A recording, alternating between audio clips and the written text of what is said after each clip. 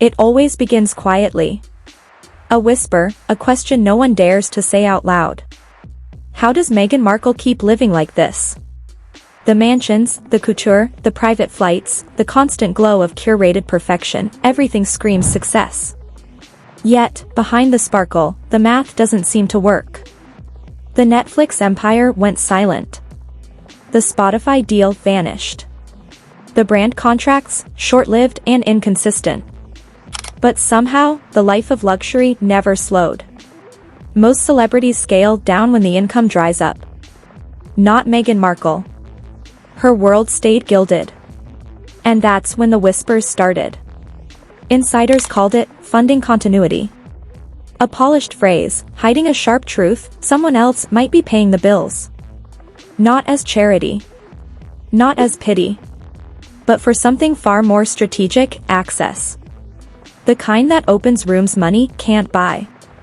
Because if you trace the quiet footsteps of Meghan Markle's life, they don't lead to royal vaults or Netflix vaults.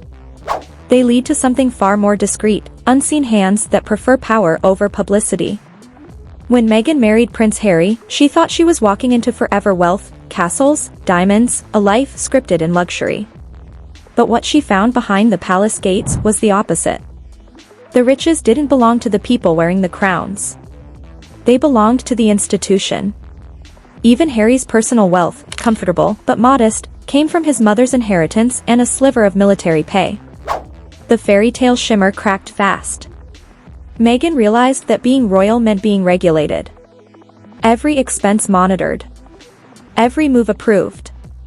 And control, not cash, was the currency of that world. But Meghan Markle wasn't built for obedience. Behind every smile on those palace balconies, a quiet rebellion was forming. She began to study the system, not to belong to it, but to outgrow it. When the palace couldn't give her what she wanted, she changed the script. If she couldn't control the money, she would master the image. And if she couldn't own the crown, she'd learn to move around it. So she started watching, really watching. Every dinner, every gala, every charity banquet wasn't just social, it was research. She was learning how influence moved through a room. Who funded what? Who whispered what? Who quietly made the world bend without ever flashing a credit card? Meghan Markle didn't chase the spotlight, she studied who controlled it. That was the birth of her new empire, not royal, not Hollywood, but something between, the economy of access. To understand how deep it runs, you have to go back, before Harry, before the Tiaras, to the place where it all began, Soho House. For most people, it's a trendy members-only club. For insiders, it's a silent stock exchange of power, where billionaires, producers, and politicians trade introductions instead of currency. That's where Meghan Markle learned her most valuable skill, how to exist in worlds richer than her own until they believed she belonged. In those dimly lit lounges, she crossed paths with investors like Ron Burkle, the elusive billionaire known for connecting power players behind the scenes. He wasn't a public figure, he was a gatekeeper. And according to those who were there, he quietly opened doors for Meghan that most actresses could only dream of: exclusive retreats, private jet weekends, secret donor galas where influence flowed like champagne. Every trip was strategic. Every new name a future investment. She wasn't building friendships, she was building a network. By the time she appeared on red carpets beside elites, Meghan Markle had mastered the art of borrowed wealth. When you don't have the jet, befriend the one who does. When you can't own the mansion, stay invited. When you can't buy visibility, lend your image to those who crave it. That was her silent apprenticeship. She was never the headline, but she was always near it. The guest on the list, no one dared to question. It's how influence truly circulates. Not through ownership, but proximity. And for Meghan, proximity became her passport. Those early years weren't just about survival, they were education. The kind that taught her how modern royalty really works.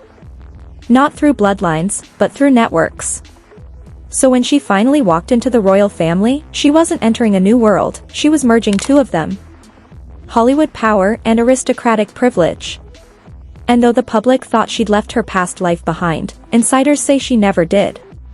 The network she built before the palace didn't dissolve, it just went silent. Waiting. Watching. Ready to activate when she'd need it most. When she and Prince Harry left royal life behind, that hidden web moved again. Introductions appeared as if by magic. Private estates, quiet meetings, brand opportunities that seemed to find her before she even asked. No contracts. No publicity. Just continuity. These weren't random gestures. They were investments, keeping her visible, valuable, and above all, relevant. Because visibility is currency. And Meghan Markle never lets her currency fade. By the time Meghan Markle and Prince Harry settled in California, her empire was already rebuilt, just invisible this time. The same benefactors who once offered invitations were now offering opportunities. Quiet partnerships. Gentle funding. Unseen hands shaping a visible image. Every influencer needs a financier. Every symbol needs a sponsor. That's the rule of modern power, and Meghan Markle understood it better than anyone. She wasn't chasing charity checks, she was attracting patrons. People who didn't want her money, they wanted her presence. A dinner seat with a duchess still carried weight, even outside the palace walls. So, when the Netflix and Spotify projects went silent, the lifestyle didn't. Security teams stayed. Designer wardrobes kept arriving. The cars, the travel, the staff, none of it disappeared. Because it was never really hers to lose. It was part of the ecosystem that thrived on keeping Meghan Markle visible. Those who move in her orbit call it mutual interest. She provides glamour and access to a modern version of royalty, and in return, she stays protected, financially and socially. That's how influence hides in plain sight. Every photo shoot, every public appearance, every campaign, it all feeds the same machine. The illusion of independence, funded by invisible power. One insider once said, she sells self-sufficiency so well that no one asks who's writing the checks. And that's the magic trick. The illusion becomes reality because the world wants to believe it. Even her private ventures, archetypes, lifestyle products, charitable events, carry fingerprints from her old network. The same billionaires, the same investors, the same connections she once met in those Soho lounges. She didn't abandon them, she repurposed them. In today's celebrity economy, independence is the product. It's what sells. But behind every self-made story is a spreadsheet of unseen contributors. Meghan Markle didn't invent the system, she perfected it. For her, visibility equals survival. Every post, every camera flash, every mention online keeps the current flowing. When the public believes she doesn't need help, that's when the help flows easiest. Everything looks self-funded until you glance just outside the frame. That's where the real story lives. But access always comes with rules. Silence becomes part of the deal.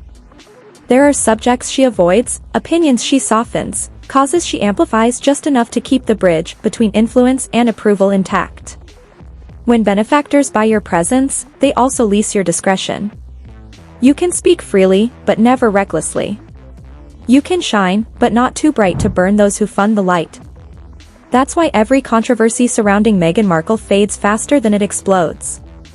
Every backlash is followed by a new photo shoot, a curated podcast, or a glossy public appearance designed to redirect attention. Because behind every headline, there's a team working overtime, not just to protect her, but to protect their investment. The pattern is centuries old. Patronage disguised as empowerment. The crown may be gone, but the system remains. Even now, the quiet network around Meghan Markle functions like an unseen engine. From London's upper rooms to Montecito's private hillsides, her connections move in silence, funding appearances, cushioning image blows, maintaining relevance. They don't want her to vanish. They need her to exist. Because her story, half royal, half rebel, still sells.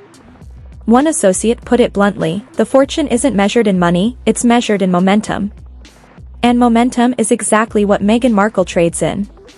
It's not the jewelry, not the mansion, not even the fame. It's the continued existence, the constant hum of conversation around her name, that holds value. Because when the world stops talking, the network stops investing. So, she keeps the machine fed, one carefully crafted photo at a time. The truth is haunting in its simplicity.